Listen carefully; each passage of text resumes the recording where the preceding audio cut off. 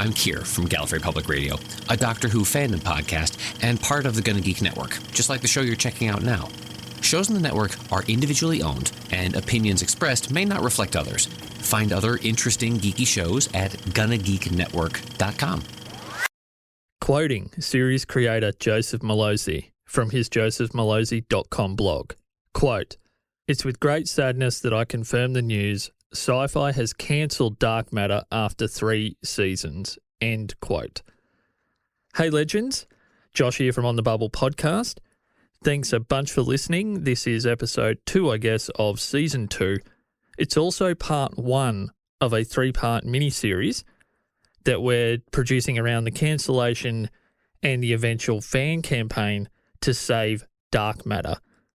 In today's episode, we're going to cover, I guess, mostly just the cancellation itself.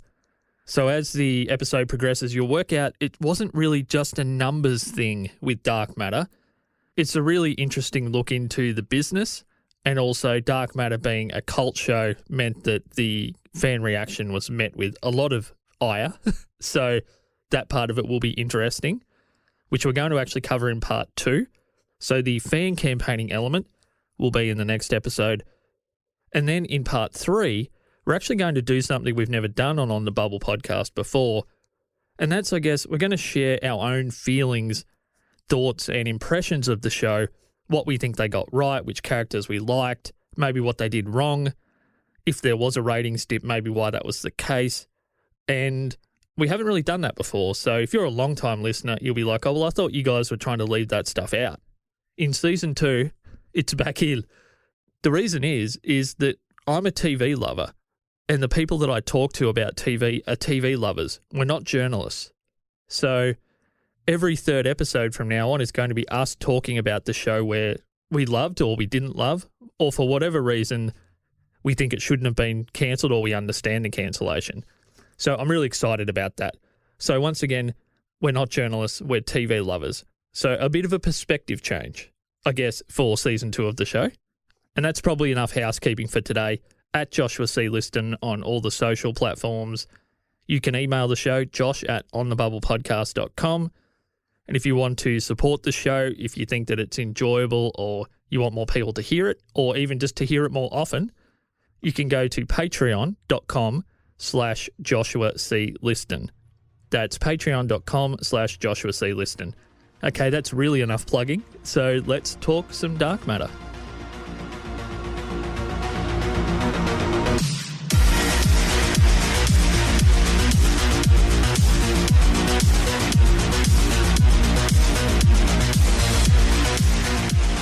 So on September 1st, 2017, Dark Matter showrunner Joseph Mallozzi posted on his own blog, which is josephmallozzi.com, about the cancellation, and he shared really just information you wouldn't normally get to hear or even know about with the cancellation, and it was really enlightening as a fan of TV in general. But it also made the cancellation itself more confusing as a fan, because none of the regular indicators of a show that's failing, quote unquote, like ratings or a massive drop in online social media mentions, none of that was happening. Dark Matter, in fact, had maintained a pretty strong following, which exceeded many shows in the same genre or shows that were moving into their own 3rd seasons. So we'll hear from Joseph now. This first quote is actually an expansion of the quote we started today's episode with, just so you know exactly where his emotions were at the time. And then we're going to just step through a little bit of information about Joseph's impression of the fan base, how they reacted, and also just get an insight into why ratings maybe weren't the primary reason that Dark Matter was put on the chopping block and eventually cancelled. Quote, "It's with great sadness that I confirm the news. SYFY has cancelled Dark Matter after 3 seasons." Unquote. Quote, "To say that I'm incredibly disappointed would be an understatement. I'll save my comments and field your questions in a future blog entry.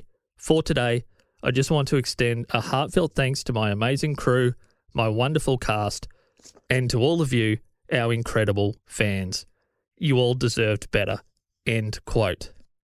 So he went on to say on September 2nd on his blog, quote, "I'm both touched and astounded by your passion, your loyalty, and your white-hot, relentless rage," unquote.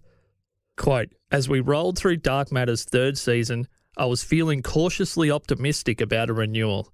Although the ratings had dipped, it wasn't a huge fall. Ultimately less than 10% of last season's numbers," unquote. So as you can hear there, the show didn't have a massive drop-off.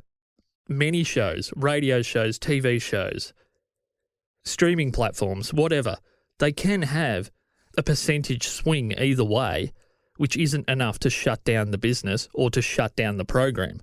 So 10% is well within the range of a show going into its third season, because people that aren't going to stick with the show long term normally start to filter out over the second season, start of the third. That seems to be kind of the pattern, particularly with certain sci-fi type programs. Unfortunately, sometimes they take a dip second or third season in quality, and a lot of people just naturally filter off for that reason because they're not expecting the show to get better, which in my opinion, Dark Matter actually bucked that trend a little bit, and I enjoyed the third season, particularly the end of the third season, more than any of the other seasons. So we'll finish up this little segment with another quote from Joseph's blog, just about how he felt in regards to Dark Matter and other shows in a similar position. Quote, "Compared to the industry average, the last stats I saw pegged the average drop-off at 25%. I thought we were looking pretty good." End quote.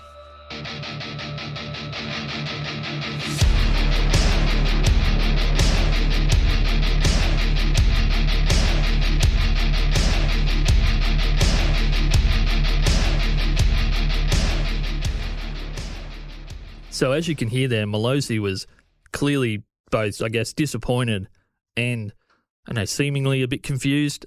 He wasn't a blind artist, just upset that his art had been cancelled or stopped or given the boot.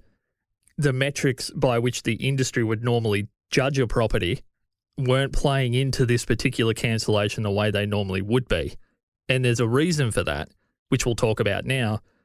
And we'll kick this section off with a clip from Anthony Tone Show Nunez, and he shared the feelings of both the fans on the cancellation and also some of the information around the cancellation, the machinations, I guess, of owned shows. So when a network owns a show versus an acquired show, where a network brings a show in through acquisition. Those two things can play out very differently, as we're going to find out now from Anthony. And shout out to the Tone Show YouTube channel. I love this guy's vibe, so we'll cut to that now. Hi, so welcome to the Tone Show. My name is Anthony Tone Show Nunez, and today we're talking about the fact that SYFY canceled Dark Matter. That's right, SYFY, who I will now be calling SYFY because you SYFY'd up, you canceled Dark Matter. Now, Dark Matter just finished its third season. The last episode of Dark Matter just aired last Friday. And it was supposed to go on in the writers and creators' minds for 2 more seasons. SYFY basically acquired this show. So the creator of Dark Matter, well, co-creator of Dark Matter, was also the co-creator of the graphic novel that it's based on. He's the showrunner for the show. And he put out a letter basically on SpoilerTV.com saying, I'm going to paraphrase right now, basically the reasons for why they canceled the show. So the reasons were not creative. According to him, they had actually a plan outlined for 5 seasons of Dark Matter. 5 seasons, y'all. So right now we just ended season 3, so there's supposed to be 2 more seasons of the story left. And it wasn't for creative reasons or because SYFY didn't like the way that the show was headed as far as creativity. Looks like it was more of a financial reason. So he was explaining there's a difference between acquisitions and original. So basically a network can produce its own programming, which is an original program, right? And with original programming, the network has to put out their own money to produce it.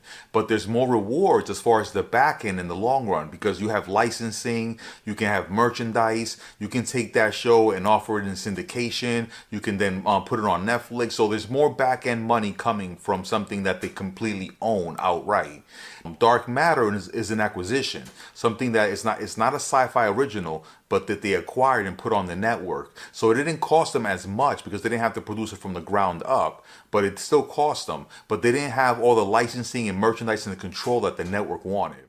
So that's pretty cool. You get a bit of a feel on what's happening there. Acquisition, ownership, it's murky. Dark Matter, although successful, was a bit of a victim of being an acquisition versus an owned show for SYFY. So next up, we're going to hear some audio from the Michelin YouTube channel, and hopefully I'm saying that correctly. They're linked up in the show notes. Shout out to those guys. They also covered, with a slightly different tone and a very different accent, the cancellation from the point of Malozzi. So we'll jump in with that now. And we've got this lovely blog post here by Joseph Malozzi, I think it's pronounced. I'm sorry if it's not. There was a slight drop of views of Dark Matter in the third season, but compared to most shows, it's pretty tiny. An average dropout is around 25%, they say here, but Dark Matter only got 10, which is less than half. So that was pretty good.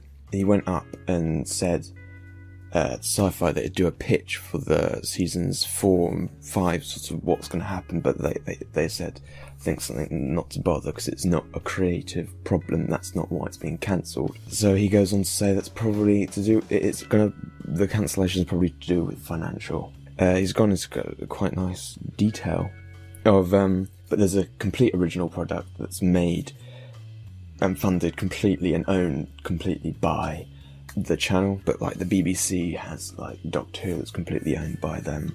There are ones that the channel pays for to show that they don't own. There's quite a lot of films, like repeats of films and other sorts of episodes and things like that. An acquisitional, or an acquisition, which is what Dark Matter is when it's shown on the channel as if it was theirs and they put the money into it, but they don't fully own it, they acquire it.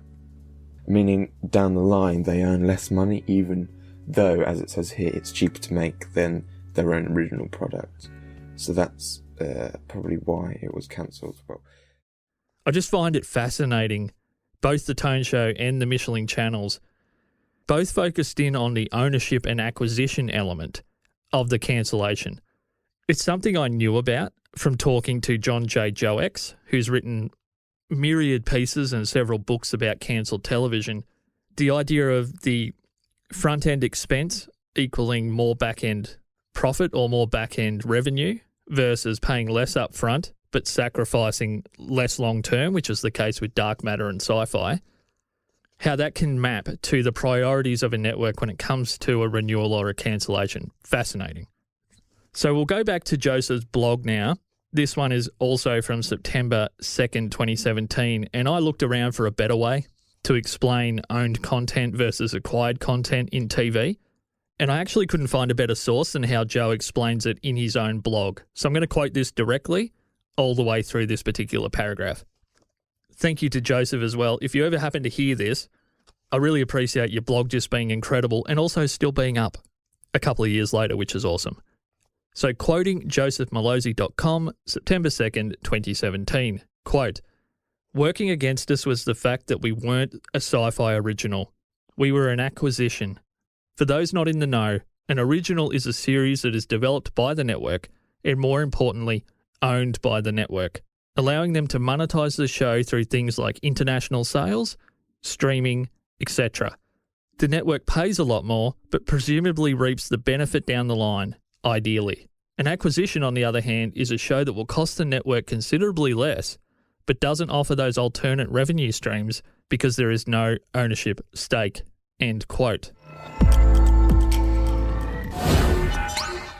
This episode was edited by Dead Set Podcasting. If you want your podcast to sound this good, check out deadsetpodcasting.com/services. Get the sound you're chasing. Wow, it's kind of a bit of an education. Well, at least it was for me, researching this episode. So remember, this is part 1 of our 3-part Dark Matter mini-series. In the next episode, we're going to cover the actual fan campaign, the reaction to the cancellation from the fandom, #Team Raza, #Save Dark Matter, And in part 3, in a couple of weeks, we're going to actually talk from a personal point of view. So you'll hear my thoughts on the show. You may hear from other people on the Gonna Geek Network, their thoughts on the show. And I'll be digging into the IMDb comments and the Reddit and Rotten Tomatoes and all those kinds of places, whether they kind of suck or not. I'm going to go to the fandom, regardless where they happen to have posted their comments, and just share with you the general feeling around, as the show moved forward, what people liked and what people didn't like about where the show was heading, and if maybe that had any influence on that 10% kind of drop in ratings. So I wanted to finish up today with a little clip of audio from the Red Carpet News TV channel, which is on YouTube. And this one features Anthony Lemke, who is one of the stars of the show, who's probably overall my favourite character as the show went on. I didn't like him at all in the first half of season, grew to like him more as the show went on. And I think in terms of character development and maybe overall arc, I actually enjoyed his journey the most. So I thought I'd finish up part 1 of our little mini-series here with Anthony himself, sharing his thoughts on the cancellation, and he actually gives us some insight into what the crew knew, the cast and crew, about working on an acquired show versus an owned show. So it sounds like Joseph was very honest and open about the tightrope that an acquired show has to walk and by implication just is stuck with. Anthony gives us great insight into that, and there's a point in the video which we'll actually take some future grabs from as well, where there's a hint of emotion.